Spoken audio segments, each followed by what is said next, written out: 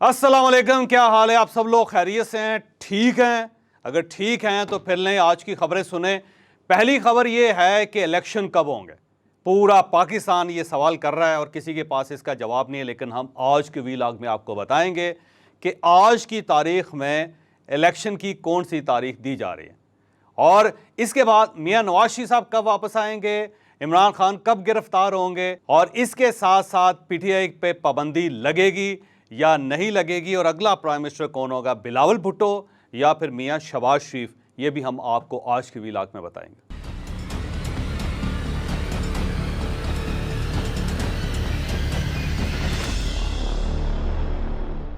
अब गवर्नमेंट की तरफ से बार बार ये ऐलान किया जा रहा है कि अगले जो इलेक्शन है वो नवंबर के महीने में होंगे। मियां शहबाज शरीफ ने भी कल ये कहा कि जो अगले इलेक्शन अक्टूबर या नवंबर में होंगे। अब वो नवंबर का जब उन्होंने जिक्र कर दिया तो इसका मतलब ये है कि गवर्नमेंट के बैक ऑफ माइंड ये है कि इलेक्शन अक्टूबर से आगे नवंबर में जाएंगे।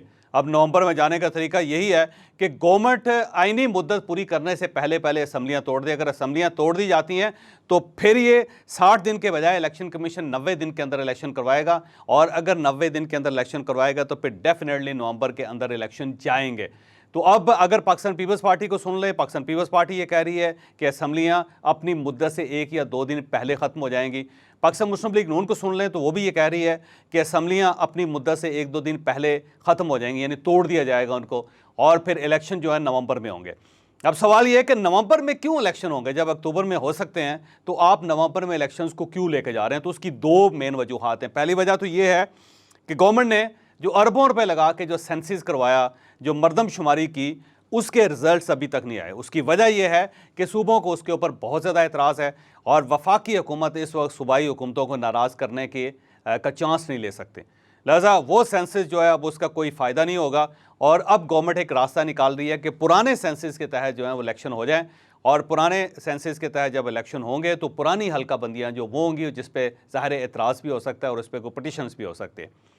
और दूसरी वजह जो है वो है उमर अताब बंदियाल साहब, चीफ जस्टिस ऑफ पाकिस्तान। ये 16 सितंबर को रिटायर होंगे और गवर्नमेंट का ख्याल ये है कि अगर हमने इलेक्शन करवाने हैं, अगर हमने मियां नवाज शरीफ को वापस लाना है, अगर हमने इमरान खान साहब को गिरफ्तार करना है, अगर हमने पीटीआई के ऊपर पाबंदी लगानी है, तो ये सारे फैसले सितंबर के अंदर होने चाहिए ताकि जब चीफ जस्टिस ऑफ पाकिस्तान अपनी सीट पे नहीं होंगे तो फिर ना supreme court of Pakistan Imran Khan को सपोर्ट कर सकेगी, ना इलेक्शन को रोका जा सकेगा, ना ही एक लेवल प्लेइंग फील्ड के नाम पे इमरान खान साहब की मदद की जाएगी और ना ही मियां नवाज शरीफ को आते ही गिरफ्तार करके जेल में डाला जा सकेगा। तो फिर क्योंकि एक मैदान खाली होगा और उस खाली मैदान के अंदर मियां नवाज शरीफ जब वापस आएंगे तो उनको गिरफ्तार नहीं किया जाएगा, उनकी अपील जाएगी सुप्रीम कोर्ट ऑफ पाकिस्तान और उन्हें बाइज्जत रिहा कर दिया जाएगा, जिसके बाद वो इलेक्शन लड़ सकेंगे और शायद चौथी मरतबा वो प्राइम मिनिस्टर भी बन सके। फिर जब इमरान खान साहब को गिरफ्तार किया जाएगा तो फिर उनकी ज़मानत नहीं होगी, ना फिर उनको कोई अदालत बुलाएगी, ना कुछ जज साहब बुलाएंगे, ना इन्हें गुड टू सी यू कहेंगे। तो लिहाजा फिर इमरान खान साहब भी एक लंबा अरसा जेल में जाएंगे और उसके बाद जब पीटीआई के ऊपर पाबंदी लगाई जाएगी तो फिर पीटीआई की पाबंदी के खिलाफ भी कोई स्टे आर्डर जारी नहीं होगा, बल्कि उससे पहले जो इलेक्टोरल रिफॉर्म्स हो जाएंगी और उसके अंदर हुकूमत पाकिस्तान या उनकी इत्तेहादी हुकूमतें बैठ के उनकी इत्तेहादी पार्टीज़ जो फैसला करेंगी उस फैसले को भी सुप्रीम कोर्ट ऑफ पाकिस्तान बनोन तस्लीम कर लेंगे। तो सब लोग इस वक्त सितंबर का इंतज़ार कर रहे हैं। लिहाजा ये याद रखें कि अगर इस वक्त इलेक्शंस नवंबर तक ले जाए जा रहे हैं तो उसकी वजह चीफ जस्टिस ऑफ पाकिस्तान है, क्योंकि अगर चीफ जस्टिस ऑफ पाकिस्तान अगस्त में रिटायर हो जाते या जुलाई में रिटायर हो जाते तो फिर इन असम्बलियों ने मुद्दत पूरी करनी थी और 8 अक्टूबर को इलेक्शंस ने हो जाना था। लेकिन अब 8 अक्टूबर को इलेक्शन नहीं हो रहे, इलेक्शन या 5 नवंबर को हो रहे हैं या फिर 12 नवंबर को हो रहे हैं। अब सवाल ये है कि 5 नवंबर क्यों और 12 नवंबर क्यों? क्योंकि 5 नवंबर को भी एतवार का दिन है और उसके बाद फिर 12 नवंबर को एतवार का दिन है और इस वक्त सारी सियासी जमातें ये चाहती हैं कि इलेक्शन नवंबर के किसी एतवार के दिन हो ताकि उस वक्त ज़्यादा से ज़्यादा वोटर्स बाहर निकल सके। लेकिन यहाँ पे मैं आपको ये भी बताता हूँ कि अगर पीटीआई के ऊपर पाबंदी लग गई तो फिर पीटीआई के वोटर्स बाहर नहीं निकलेंगे, वो किसी को वोट नहीं देंगे और जब वो किसी को वोट नहीं देंगे तो फिर वोटर टर्नआउट जो है वो बहुत कम होगा। जब वो वोटर टर्नआउट बहुत कम होगा तो फिर जो आने वाले इलेक्शंस हैं उनकी लेजिटिमेसी पे भी बहुत बड़ा सवालिया निशान उठाया जाएगा और पीटीआई के अपने वर्कर्स, अपने लोग जो हैं बाहर आलमी फोरम्स पे ये सवाल उठाएंगे कि ये जो इलेक्शंस हैं, ये जो गवर्नमेंट है, इसकी लेजिटिमेसी क्या है। तो बहुत ज़्यादा बहरान पैदा किया जाएगा। और फिर एक चीज़ ये भी मैं आपको बताता चलूँ कि इमरान खान साहब की तरफ से एफर्ट है कि अगर पीटीआई पर पाबंदी लग जाती है तो एक नई जमात के तहत या फिर आज़ाद उम्मीदवार खड़े कर दिए जाएं और उन सबको सपोर्ट किया जाए और उन्हें बताया जाए कि आप इमरान खान के उम्मीदवार हैं, और वोटरों को भी बताया जाए कि ये हमारे उम्मीदवार हैं, ताकि जब आज़ाद उम्मीदवार आएँ तो वो कौमी असम्बली में उनकी तादाद इतनी ज़्यादा हो कि वो ठीक ठाक गवर्नमेंट के ऊपर डंड डाल सकें।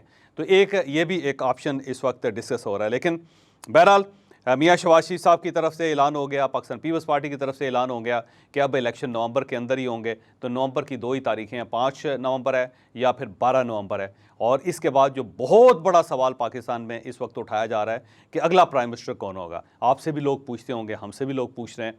तो इसके 2 इम्कानात हैं। पहला इम्कान जो है वो बिलावल भुट्टो साहब का है। अब बिलावल भुट्टो साहब किस तरह प्राइम मिनिस्टर बनेंगे? वो बनेंगे कोलिशन गवर्नमेंट के ज़रिए, ताकि जब आईपीपी आएगी यानी इस्तेकाम पाकिस्तान पार्टी, वो वोट ले आती है, सीट्स ले आती है, तो उसके बाद पाकिस्तान मुस्लिम लीग नून है, फिर मौलाना फजलुर रहमान साहब की पार्टी है, फिर आज़ाद उम्मीदवार हैं।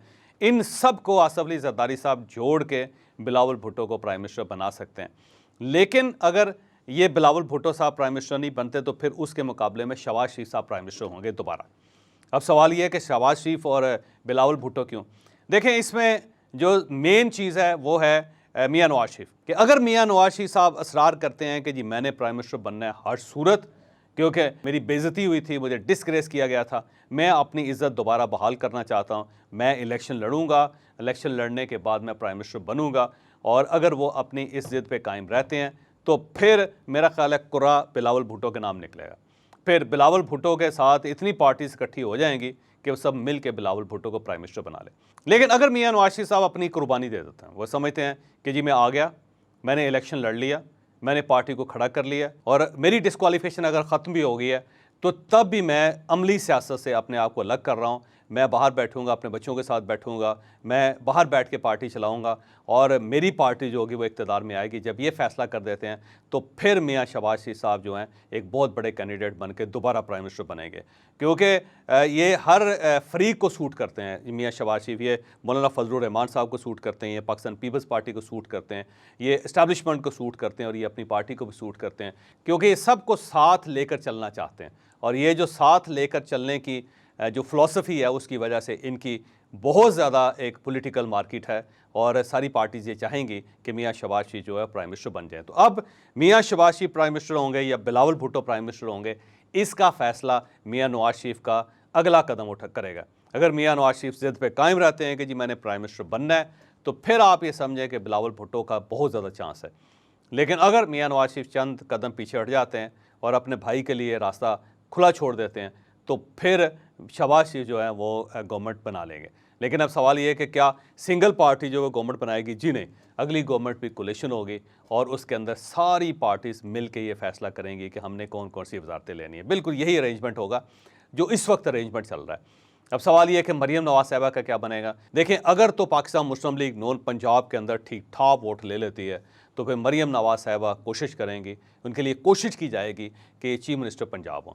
और अगर ये भरपूर वोट्स वहाँ पे हासिल नहीं कर पाती और वहाँ पे आईपीपी ज़्यादा वोट ले लेती है और फिर उनका चीफ मिनिस्टर बनने के चांसेस बढ़ जाते हैं, तो फिर चीफ मिनिस्ट्री जो है वो आईपीपी यानी इस्तेकाम पाकिस्तान पार्टी के पास चली जाएगी। फिर उसको सब लोग सपोर्ट करेंगे, इवन आसफ अली जरदारी साहब भी उनको सपोर्ट करेंगे, कॉफ लीग भी उनको सपोर्ट करेगी, उनको बड़ी सपोर्ट मिलेगी।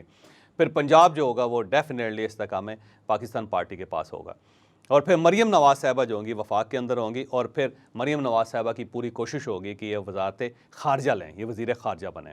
लेकिन अगर ये पंजाब के अंदर एडजस्ट हो जाती हैं तो फिर बिलावल भुट्टो दोबारा वज़ीर खारजा होंगे, हिना रूपानी खर साहिबा इसी तरह state minister for foreign affairs होंगी, और फिर यही अरेंजमेंट आलमोस्ट चलता रहेगा। मौलाना फजलुर रहमान साहब के साहबजादे इसी तरह मवासलात की वजारत चलाएँगे। तो यही अरेंजमेंट आलमोस्ट जो है थोड़ी बहुत वजारतों की तब्दीली के साथ ये चलता रहेगा।